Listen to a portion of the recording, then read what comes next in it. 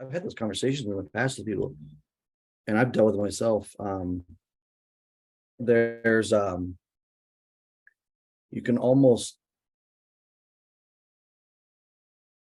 scaling upwards can be it can cause you to go broke, which is tough. So yeah, I've seen businesses. We kind of dealt with it actually at my wife's salon, but salons are not a great example because I think they're a shitty industry to begin with, and their profit margins are dog shit. But we dealt with it, and like she went from zero to like $750,000 a year in revenue in like a year. Wow. And like we were not, and I helped on the bookkeeping side, and we were not prepared from 100 different ways. Yeah. But yeah, it's kind of different. Oh, there was Sarah. Hi, Sarah. Hi, Sarah. How are you today? Oh, peace out. Maybe it's Sarah.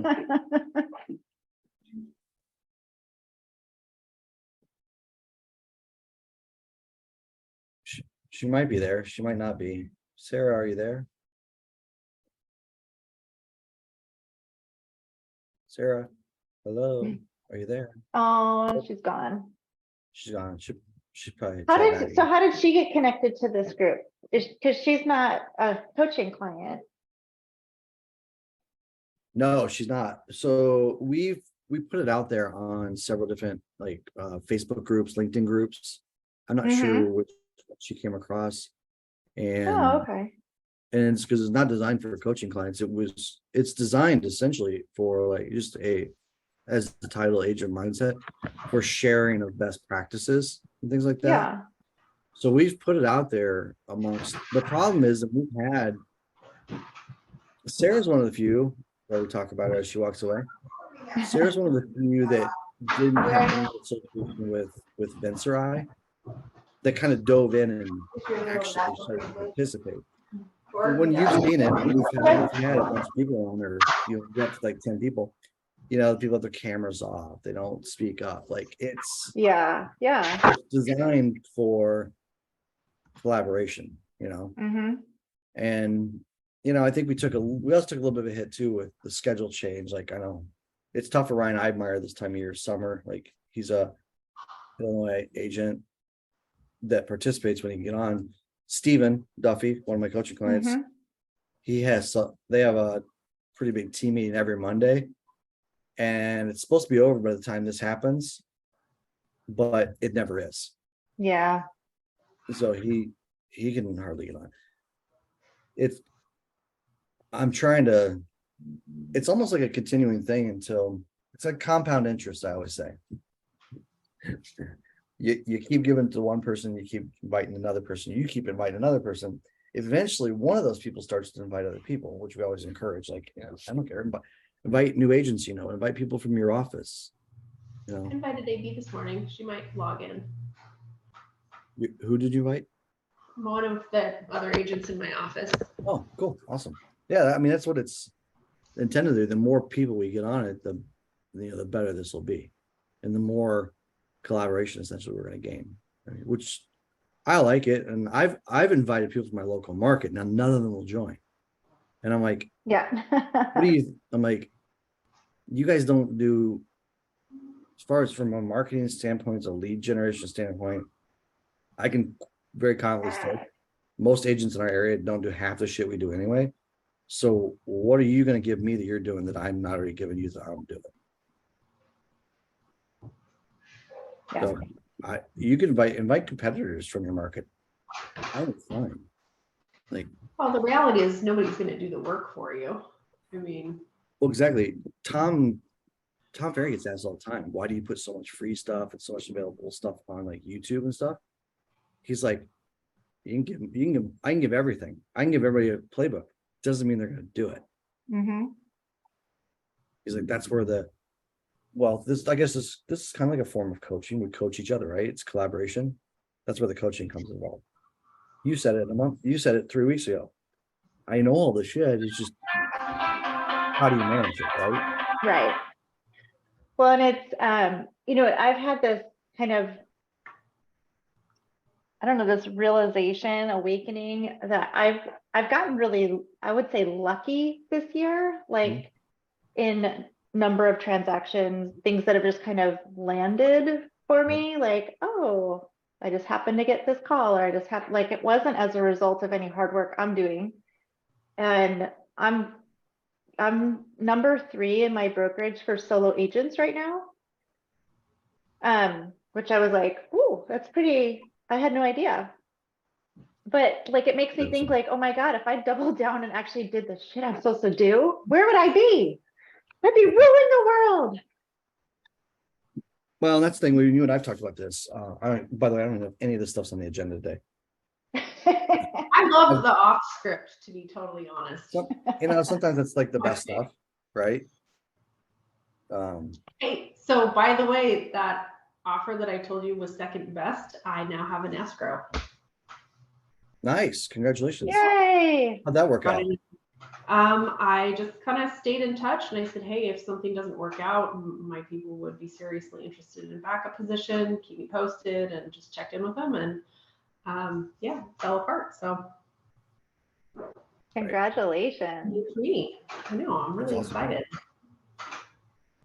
All right, here we're gonna give them at least one of the topics on the list today, and it's actually the third one, but I think it's a really good topic. And if more agents could do this, it would help everybody.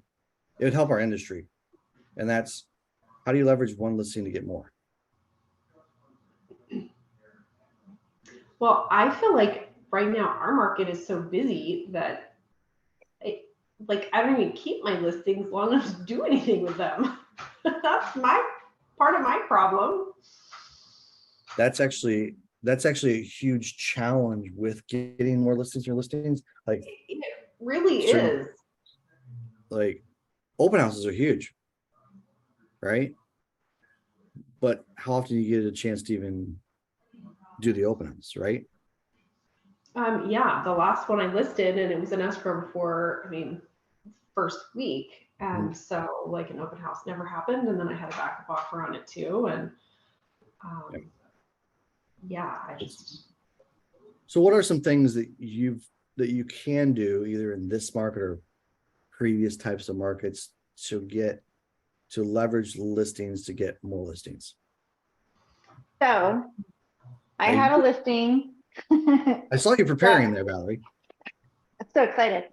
So I had a listing where I got 22 offers and I sold it for 50,000 over asking, which was more than 10%. So I wanted, and I've sold houses in this little enclave before, and I've door knocked, and so between all my signs and open houses and everything, the neighbors should have a small idea of who I am. And so I got these really bright envelopes, and I prepared a package. So one is a letter with a QR code that takes them to a landing page, but outlines like, and there's 2 versions of the letter. There's the investor for non-owner occupieds, and then there's the homeowner letter, but saying like, your home value just went up because of the sale that I had, and the market conditions are right, and here's why I'm an excellent choice if you're thinking of selling. And then I pulled a case Keeping Current Matters article and printed it out with some seller market information. And then I pulled local trends for their zip code and printed it out. And so I'm hand delivering all the ones that are owner occupied. So because like it just has their street address on there and an envelope, I figure people out of nothing else but pure curiosity are going to open this up and look at it. Absolutely. So that's my, and because there's a big yellow envelope too, right? Yeah. That was well done. So what else? What are any other things that you've done, Sarah, so far that has helped you? Otherwise I have several. So the one that I had recently, and I thought this was kind of a dorky idea, but I did it, and I I don't know. I haven't seen any real return from it yet. But I posted it on one of our like local buy sell pages. Yep. And that was the one I went to a barbecue a few weeks later, and somebody came up to me and was like, "You're the realtor, right?" And I'm like, "Yeah, I felt famous." But I'm pretty sure maybe it came from there. Yeah. So it could have, anytime your sign's up in a neighborhood, it helps. The more signs you have out too, by the way, that's always helpful. The more signs you can have in one neighborhood, that's how you get neighborhood dominance too, right? So even if you have one listing, so we have a great neighborhood right now that we're starting to really crush. It started with, I had a listing and I got 5% off the list. Now with interest rates being up, it's a house that was listed in at 470 is what we listed for. We got it under contract for 447, sold for 447. And we did just listed cards. Now, just listed, just solds can be one touch. So there's 2 touches to the neighborhood, right? If you mail the surrounding neighborhood. The just listed is really for marketing purposes. The just solds usually is the one that gets the other neighbors thinking if they have thoughts of selling, okay? Because they're like, oh, they got that. What was cool with the last one is it wasn't a situation where I got over asked, because that's a great one, right? Because like, hey, we just got over ask on this house. Of course, you're going to get some potential phone calls from that.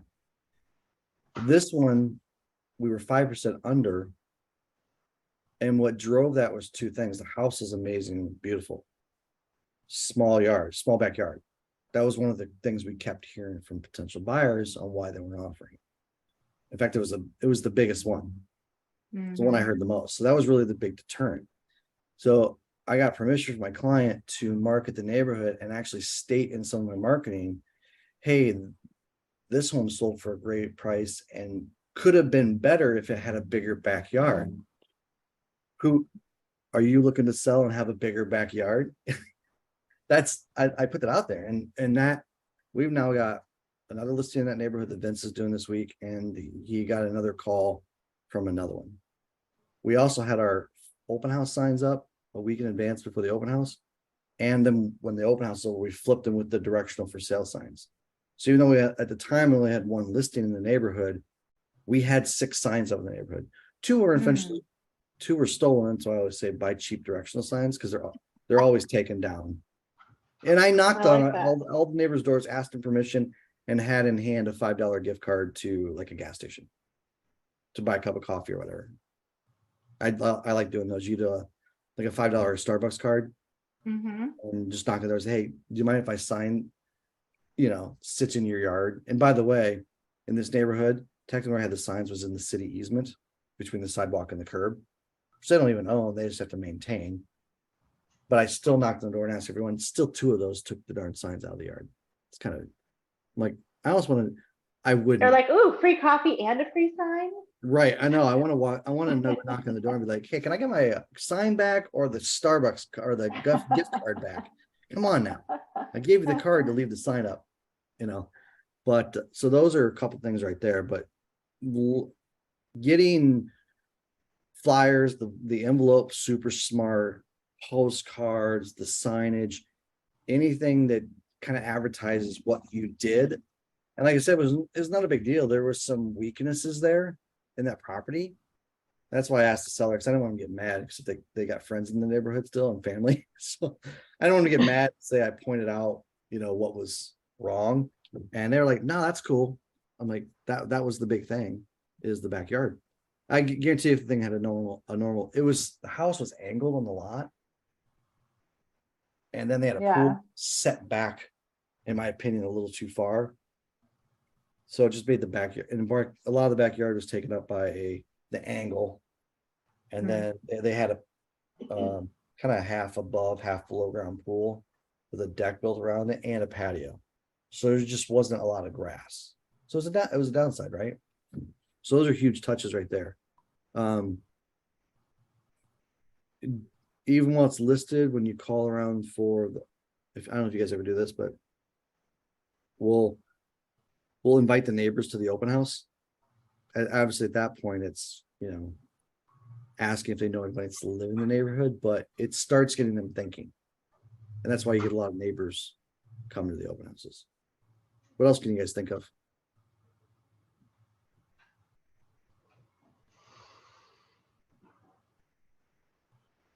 I got nothing. Okay, I'll give you one more. Expired listings. Not like recent, because we haven't had a lot recent. I'll go 4, 5, 6 years back on expireds for that neighborhood when you have a home listed. And whether it's a door knock, if you get a phone number and call them. I like the door knock with the invite to the open house, because it's kind of like two things. You do a walk and do your door knocking and invite all the neighbors instead of the phone call. And then you just have your little cheat sheet when you get to the house that was expired, it never went back on the market. That shows that person, the one, you're smart and you do a lot of work and you do your research. When you knock on the door and you invite them to the open house and say, oh, by the way, I saw you had your house on the market about 6 years ago. Looks like it never sold. What had happened? Is timing not right? Just ask them what happened. Usually get what? You get a little backstory. You immediately start building rapport.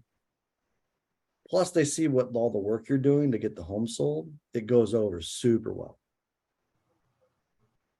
So the phone calls, the circle dialing is great.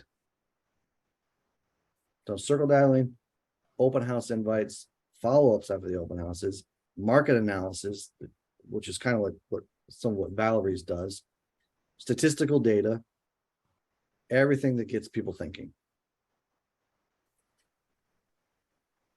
Questions, comments, additional thoughts? I really like that expired idea. Sorry, Sarah. No, I like your the big envelope idea. That's a good one. I like the big envelope. That's actually really good. And you had what, kind of like a market update, some what pricing trends, and what? Yeah, so I just did like an introduction letter that Jasper AI wrote for me, and with a QR code. The QR code is going to take them to a high note page that has a lot of different information about selling your house, and then it will require an email address for them to see the high note. So it'll be a little bit of a lead capture situation, and then they'll have the ability to book an appointment with me, or I'll have my contact information on that as well. So I had that, and then the market trends, and an article or 2 articles printed back to back from Keeping Current Matters about why it's a good time to sell your house. The one thing I forgot to include that I meant to was to do a map of all the recent sales in the neighborhood and what the price range of those sales was, because that was the thing I meant to include and didn't, but next time I will do that too. What would be your best source to pull that information from? Where do you think the best way to get that map would be? I get it from MLS. I just go on MLS and I draw a boundary, and then I put in like for closed, I'll just go like back 6 months. I can send you what I do, like what it looks like in the I have a Canva template, because I'll send it out to people who respond like for home values. I'll print that out for them and mail it to them with a little note, just so they can see like there's 2 active listings in your neighborhood right now. There's 1 pending, and 6 have sold in the last 6 months that range from $450 to $600. Interesting. I like that too. We call it a lot of information that's very compact, which I feel like is great for people. It gives them a quick snapshot of what's happening in their neighborhood, and then it piques their interest, like, oh wow, there are houses that sold up to 600,000. I wonder what mine could sell for. So any data. One of the first brokers I worked for, fairly smart guy. I'm not giving him too much credit. One of the smart things he said was ship shit. Like, just put information in front of people. It doesn't matter the data. You could do a market analysis. You could, some of the other statistical data that you're doing, Valerie. You could just put some real random stuff in there. People's like, they'll look at data and then they'll start to make them think about what other things to ask. It's Yeah. always going to come back around like the value, but they may ask things about the interest rates and how houses are moving, some of that stuff. But the data, any data starts getting people thinking, Mhm. especially if they're already kind of thinking. And I know one of the things I'm running into right now is this is why marketing that gets people to not pay attention to what the mainstream news media is saying is critical, because what they're Mhm. news, I don't care what people say, news is there to try and get ratings like any other television show. Could be your funniest sitcom of the news, they need ratings. So what they want, the drama. It's kind of like when I chuckle with when I this can sound bad, but a little rude, but newer agents a lot of times I've said to a couple agents, I feel like you've been watching a little bit too much $1 Million Listing. When they start negotiating, it's like, it's not really always like that. Like if you take the approach of what we all have a common goal, right? You're the listing agent. You're trying to what? Sell the house. If you're the buyer's agent, you have a buyer that's interested in that house. Do we not have a common goal? Yes. We should not. Negotiations don't have to get like brutal. And if you got Valerie started chuckling, she watched the show, dude. I mean, I know all those shows and all those agents on those shows have had their beefs with each other, but you know what? They still hang out and go to dinner, drinking, parties, and they hang out, right? They're friends because they feed. Because they're making millions of dollars together. They're making millions of dollars together. The I tie always that tell people, binds. I'm not saying the show's not real. They capture the drama, just like all the flipping shows. Those guys on those flipping shows do 50 plus houses a year. The ones that make the television shows are the most drama, right? Mhm. Usually the most drama that still makes money. Or I've seen I actually give Tarek credit. He's done a couple of the shows, not currently, but when with his ex, back when they had it, he did Which a ex? couple. What? I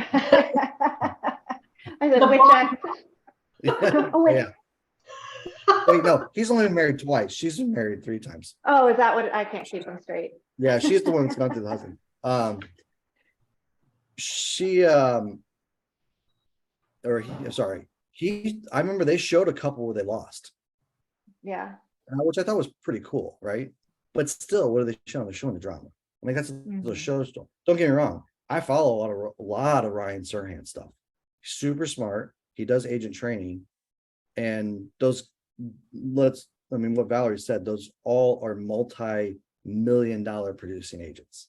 They're all like $500 million plus producers, right? Between them and their teams. Some of them are over $1 billion, right? I mean, that's.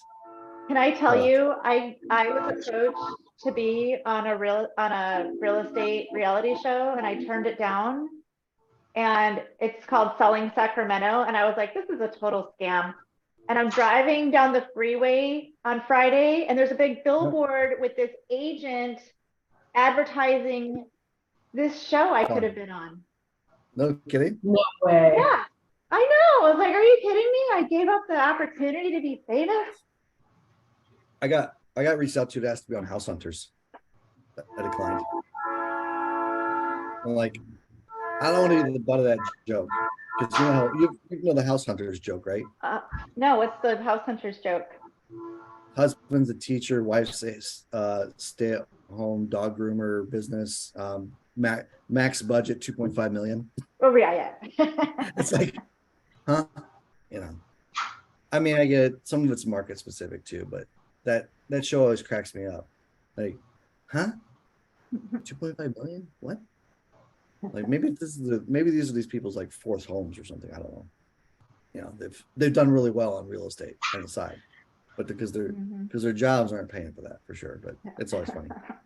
So there's like I said, there's a lot of different ways to get listings, but I mean the most uncontrollable one is just the more listings you get, the more signs you have, the more drive-bys, and that helps you dominate neighborhoods. I'm excited as heck. We're gonna have. I wish the one wouldn't have. Well, I'm glad it closed because I get paid, but It'd been cool if we would have had, or we have a likelihood of having 3 for sale signs up in one neighborhood. That's going to be pretty awesome. If you can do that in one neighborhood, you're going to start to set a precedence, and then the neighbors start recognizing, oh, they use them. Okay, yeah, and then you're compounding that. So that's a great way to start a farm too, in my opinion. If you've had or are having some success in a particular neighborhood, and you don't have a farm started, not a bad place to start a farm. Oh. All right, let's see. I had our topics up here. And I have to search again. Oh no. That's what happens when I click on stuff. All right, I'll let you guys pick. We got 20 minutes left. We can probably get through one of these. Tips for preparing an accurate CMA or providing above and beyond. Let's save that one. Never mind. That's gonna get long. Tips for preparing an accurate CMA. Great question. I think that's huge right now in this market. How many of you said recently, like, well, all the data says this number, but it could be this number, right? Isn't that not the challenge right now? Totally. So one, what are you doing? And two, how are you communicating it is my question. That's the harder part, I think. I don't know if you guys use it in your market. Realty Property Resource, RPR. Part of MLS. Yeah, Vince uses a lot. I don't use a ton.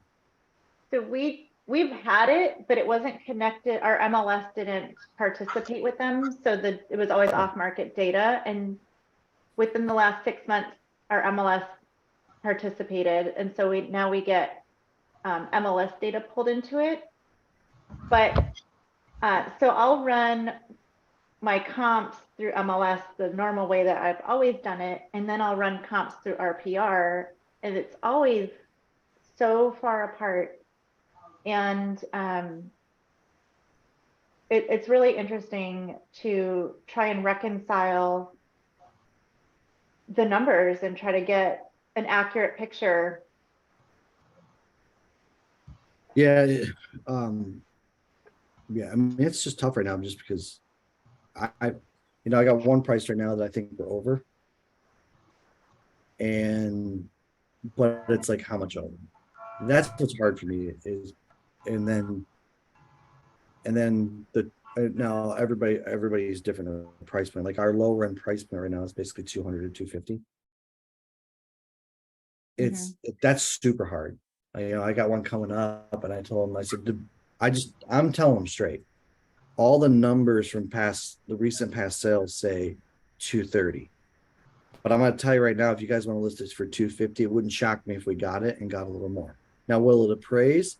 I cannot guarantee that. And that's, I think it's important that you shoot it straight to them and just say, it's a little unknown right now, and here's the difficulty. And it's because when inventory is that crazy low, extreme supply and demand kick in.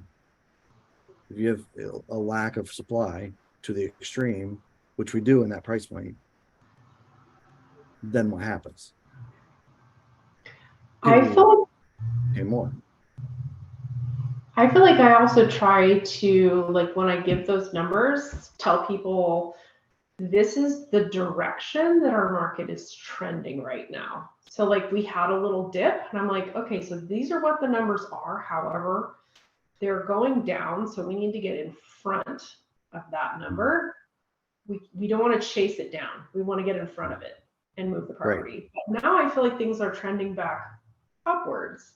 And so I feel like that's part of my discussion as I say, okay, here are what the numbers show. However, this is where things seem to be trending. And if it's an upward trend, I say, hey, I would be comfortable, trying for this number here. Here are going to be, the issues with potentially getting that number. So I feel like looking at where the market is going is super important.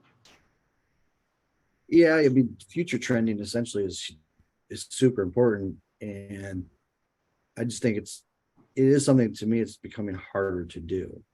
Mhm. And no one, and we're again getting to the point, whenever prices start to kind of spike again, inventory dips, people automatically go, that remember, some of them weren't even thinking about buying houses at that point, which is probably a good thing for some of the younger generation. Your first time or newer buyers, there's a plus and minus. The good news is they don't remember '08. They didn't pay, other than what their parents or grandparents might have told them. But they don't Their remember grandparents. they don't always have that The history predetermined book. thought, oh, things are gonna crash soon, right? On Yeah. the other spectrum, though, they also don't remember that the average interest rate for the last 50 years is 7% ish, somewhere around that range. So they're like upset that the interest rates are 6.5% or whatever they're at today. That's like, really? And then the other thing, again, the news media does is, I'm really jumping on the news media today for some reason. I don't know why, because they anger me usually at least once a day. Is what drives interest rates. It's not what the Fed does typically. If you look at it, the jobs report typically determines whether interest rates kind of go up or down. Yes, they're somewhat directed by the Fed. Of course they are. That's why we're sitting at 6.5 right now anyway. But when jobs reports come out good, interest rates usually come down a little bit. If jobs reports bad, they tend to jump. That's been happening for the last several years as well, if you look at it. So there's a lot of trends there. But future casting is so difficult. That's where I do rely on, and I'll reference, Sarah, to your point, what you were saying about that future casting. I'll reference the KCMs and stuff like that, Keeping Current Matters. Keeping Current Matters, these are the type of companies that, they have these gurus, I guess we'll call them. That's what they do. They monitor trends and historical data and things like that, and they project it. They are projecting nationwide for a continued appreciation between 3 and 7% through 2027. Okay, so what does that mean? Well, we got buyers right now saying, well, I think I'm just going to wait till next year because it'll probably be better. Nope. Mm-hmm.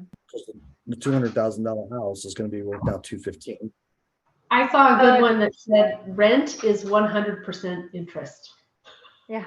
That's a new fun one that everybody's using now. Yes. Yeah, I thought that was pretty good.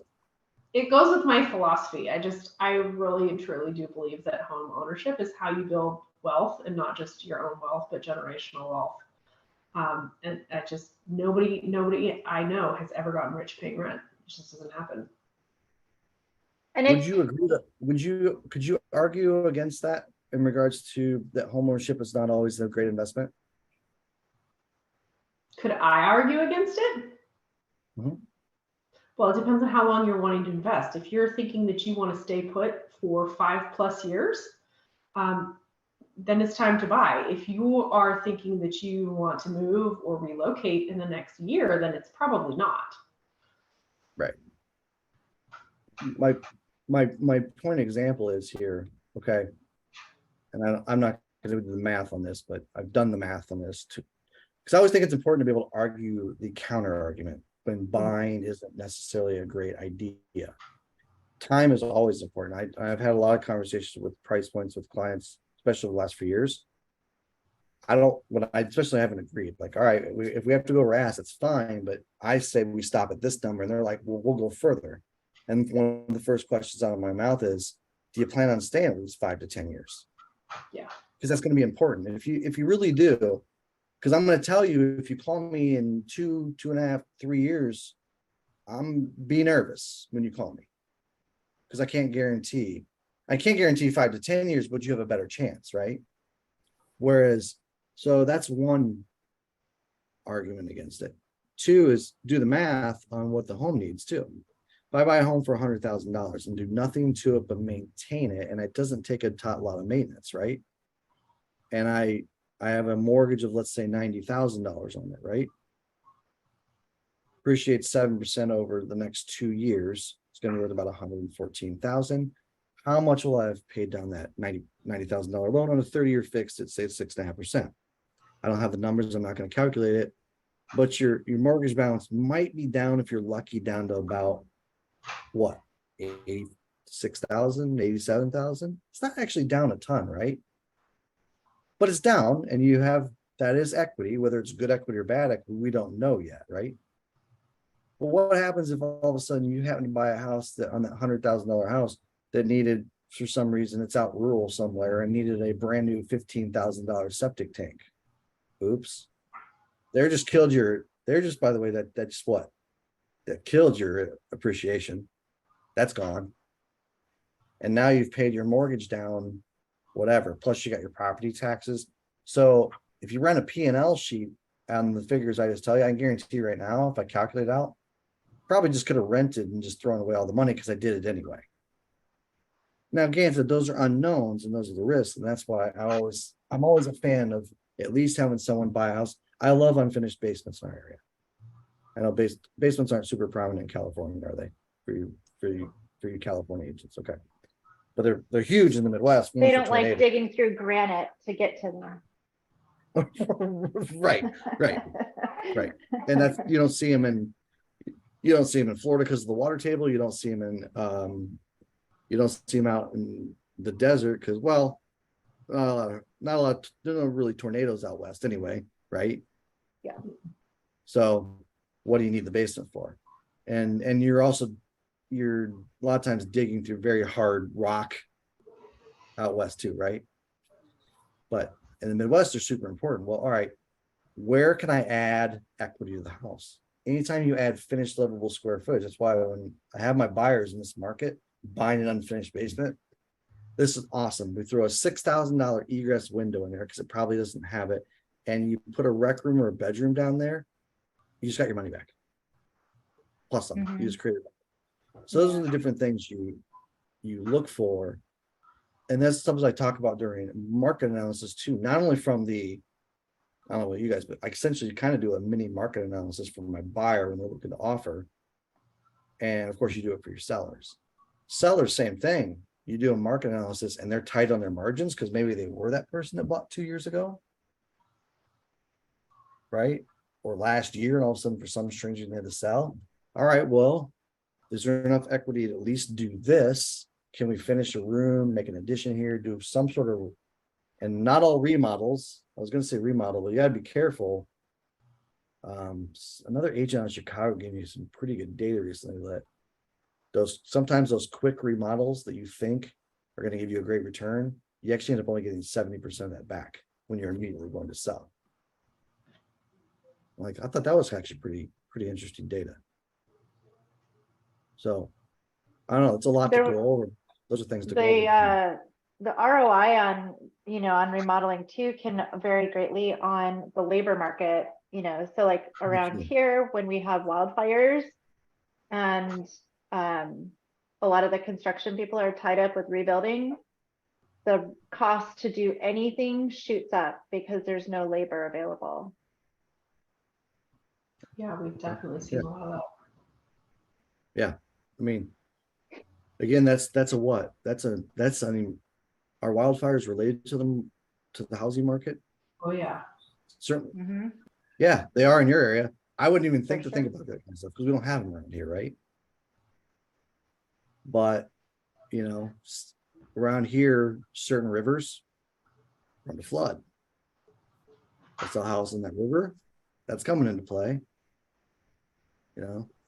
Little things. I got one right now. One of the issues with one that I have, the only reason it's overpriced, quite frankly, is because the driveway is extremely steep. Like what I'm saying is if you own a low profile sports car, like a Corvette, you're not getting in the driveway. Actually, one buyer go through, not with me, but he was shown at the same time as another agent. I was showing my listing. And I heard the person comment, the guy's like, I have to build a separate garage on the side. It was a corner lot at least. He's like, I have to build another garage over there for my Corvette. I'm like, yeah, you will. I sold one that was like that. The driveway was the sketchiest driveway. I didn't even really want to drive I have 4-wheel drive, but I was like, I might get in here and never be able to get out again. Well, but it depends. Like the sports car is a valid argument. Nope, you're not getting any low profile sports car in this driveway. I thought I was gonna hit my truck the first time I pulled into. That's how. But I mean, they have a sedan, it works. But a low profile sports car, no. However, I actually was worried about it with snow in the winter. Like, are you gonna slide right down this? They're like, no, like just clear the driveway. And because of the slant, the snow's like gone. It's dry like so quick, and it's southern facing. Like it's perfect in the wintertime. And I went first one out there in January, and they were right. And then we had an ice storm. I mean, they're like, the ice didn't even have time to stick. It didn't even have time to freeze. The rain hit, it just slid right down. They never put a single bit of salt on that driveway. It never froze because it's such an incline. That's a plus. That's a check in the plus column. I know, right? You should mark it like salt. You're gonna save on salt. And you can tell you can tell that driveway has rarely been salted because after a 20-year-old concrete driveway having salt put down for 20 years is pitted and really beat up. Thing looks great.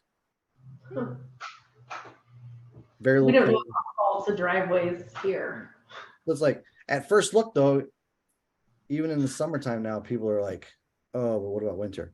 So I'm having to call agents and be like, hey, actually, let me tell you a couple things about the driveway and its benefits. Yes, if they have a sports car, you're screwed. You're gonna have to add a new driveway and a garage on the back side of the house because it comes in off the street and it's flatter on the other side. If you're talking about like snow and ice, it's a non-issue, and here's why. It's actually a great setup. So those are all things though that come into, staying on the topic here, CMA explanations and how you price it. How's it going? Okay, talking to somebody. Any other questions or topics on that one? Anybody going once? Cool. All right. Well, we're only 5 minutes left, so if anybody has other comments, we will hold providing above and beyond selling process next time, which will be in 2 weeks, not next week, because I don't know about you guys, but I'm taking Memorial Day off. Hey, I Oh, just yeah. want to say hey because I've never been here before. Hi, and you go by AB? I do. It's Ann Beth Priceman, but yeah, Sarah invited me. She's in the office across the hall, and I just always see her on this, and so I said, send me the link. But I've kind of been in and out because I saw you on the phone here and there, but no, we appreciate you jumping on. Thank you, and hope you can join us on future dates. And it's a collaboration phone call, so please, and like I told these guys earlier, invite other agents to your office, invite competitors, invite people you know across the country, their agents, and any of the above. So love having you. And where are you, Brad? I'm about 50 minutes southwest, excuse me, of Milwaukee, Wisconsin. Oh, okay. So what town is that? I'm right by Lake Geneva, is one you would potentially know. Okay, yeah, you know, I have a client who wants to sell her business and move to Wisconsin. Don't ask me where. Well, Convince her to go to Lake Geneva. ask her if it's pretty much anywhere in southeastern Wisconsin, I can cover it. Okay, good to know. Either through me or through a member of the team. And Valerie, where are you? I'm in Sacramento. Okay, good. Yeah. Yeah, I've been a realtor since when did I start? 1999. And then Oh, I moved up here to the Mendocino coast in 2004. so when you started, because I was with a couple of guys that started in the late 80s and early 90s. When you started, there was still in 1999, there was still no online MLS, was there? That is correct. We had the books. The books. You ever talk to an agent about the books, Valerie? I have. Yeah. In fact, somebody was telling me that they had some books left over, Left over? I would have never saved those, but good for them, those people, I guess. If Oh they yeah, I were- don't save anything. Well, although I have to tell you, I just was cleaning out my garage and I had old escrows from, 15 years ago. And I'm working on getting all the staples out so I can shred them. Yeah, it's Sounds like a job for the UPS store. It's weird. Can you imagine that though? MLS coming out of every week, just being dropped off at the office of the book. It's like, Mhm. well, how long do you think my house will be in the market? Well, at least 7 days, unless we get a drive by, because Right. Because nobody's gonna know about it. all right. Well, thanks again. I appreciate you joining. Hopefully you can join us here in the future, and look forward to hopefully some future collaboration. It kind of depends on my schedule. Right now, I'm still trying to finish I'm the president of the Association of Realtors. So I have a lot of business meetings for that. I'm also I'm in Brian Buffini Coaching Company. So once Okay. a month we have a Are mastermind. you group, are you a client or a coach? I'm a client. You're a client. Okay, cool. I'm a coach been for in Tom that Ferry, so 20 years, yeah. I'm familiar with Buffini. Yeah, I just went to his peak experience event this year. Best event I have ever been to in my life, and I've been to a lot. Yeah, I've heard good things about his events and stuff. All right, well, I'm gonna run. I'm getting another phone call coming in. We're all gonna run. Have a good All right, Fourth take care. Memorial Day, everybody. Good week. Bye. Guys, Bye. bye-bye.